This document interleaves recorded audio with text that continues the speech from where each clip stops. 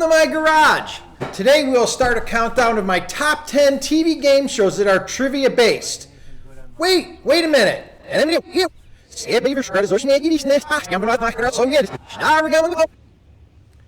Today we're going to actually start a countdown of my top 15 TV game shows that are trivia based. I really like trivia, and 10 was just not good enough. This countdown will be in 3 parts.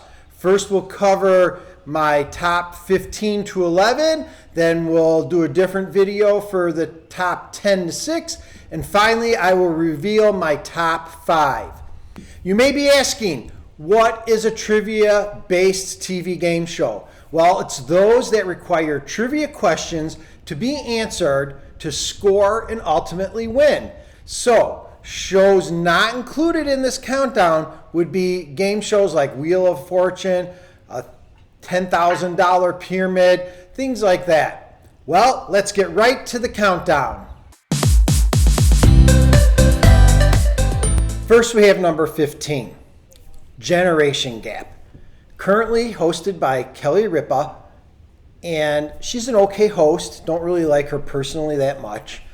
And the concept of this show is that family members of different generations, say like a grandparent and a grandkid, team up together against another team made up in a very similar fashion.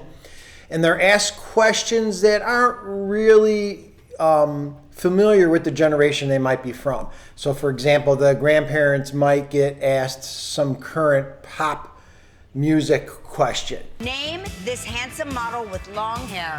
Thor? But overall, the questions are pretty easy, and especially for seasoned trivia experts like myself.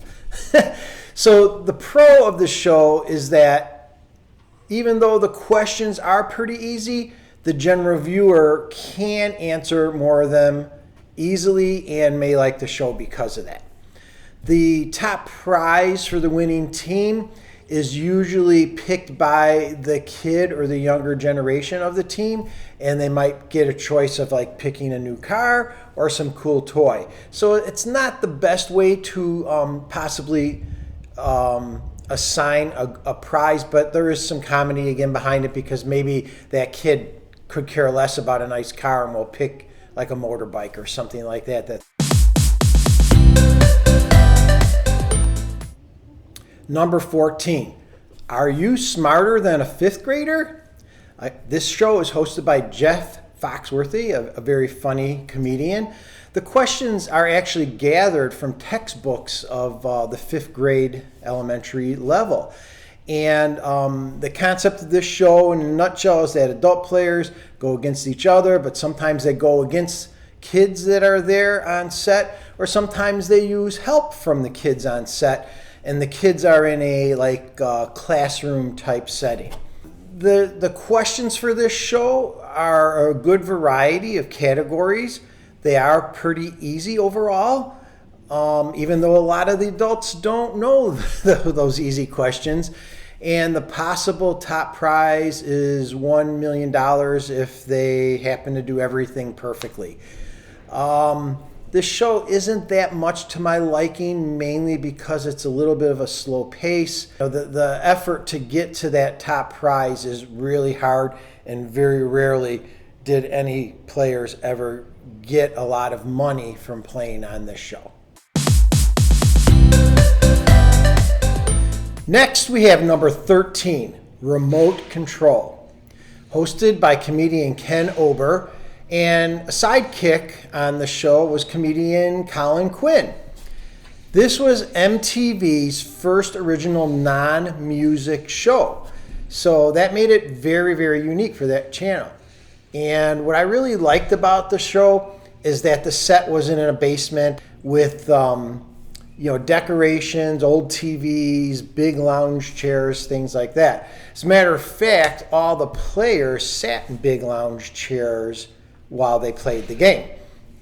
I really like the questions and the format of the show.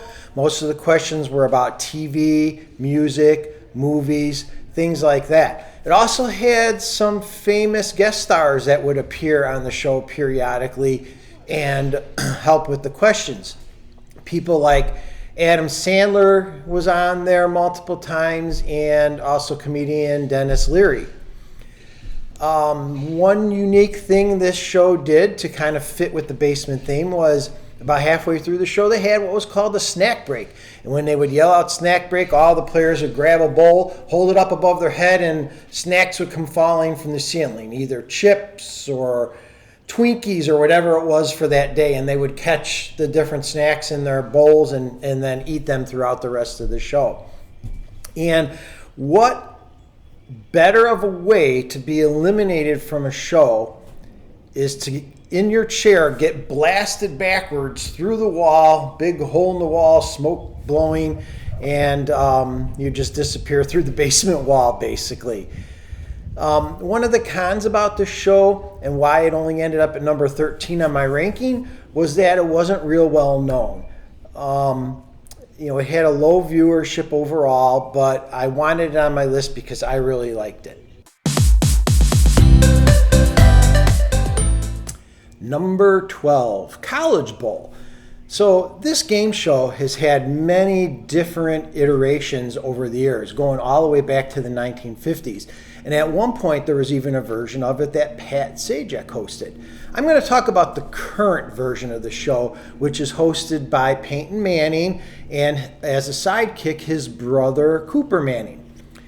The format of this show is where teams of college kids representing their schools battle against each other for a end prize of $1 million in scholarships that they split amongst the team players. It's a really nice format. It's kind of like sports brackets where, the first round they all play, the winners of the first round play in the second round, and so on until the final team is deemed the winner. And the rounds within each episode have some really cool sports-related type names and themes. Things like the kickoff round, one-on-one, and the 2-minute drill. It's a good mix of questions, some hard, some easy, but the general trivia buff out there could feel pretty confident in answering most of the questions that they have on this show. What I don't like about this show, I know it's hard to say, but I don't like Peyton Manning. He's a bit dry as a host. We all know him pretty well. We know his personality, but as a host of the show, he's a little calm and a little dry. If it wasn't for his brother Cooper, I would say I didn't like this show very much, and it would drop down lower on the list. 4/3 times pi times the radius of the sphere cube. I actually ate 4/3 of a key lime pie last night. Unbelievable. These are questions about notable brothers. Are we in this? No, both brothers had to be notable. And it makes sense to me, though, because of the format of the show being relatively sports related. That he would be the host, but that's the reason why it only made number 12 on my list. Now, before I give you my number 11 game show in my countdown, I just want to remember to subscribe to my channel, make sure you click like, and leave some comments on what you think about these 5 game shows that I listed today. Don't get ahead of yourself and start telling me what you like better or not, because you don't know what's coming up in the top 10. So let's wait and see those in the next videos that I put out. All right, so let's get to number 11. Boom! Yes, that's the name of the show. Not a lot of people probably remember this or even knew about it because it was only on for one season, I believe due to low viewership numbers. But it was hosted by comedian actor Tom Papa, not sure exactly how you say his name.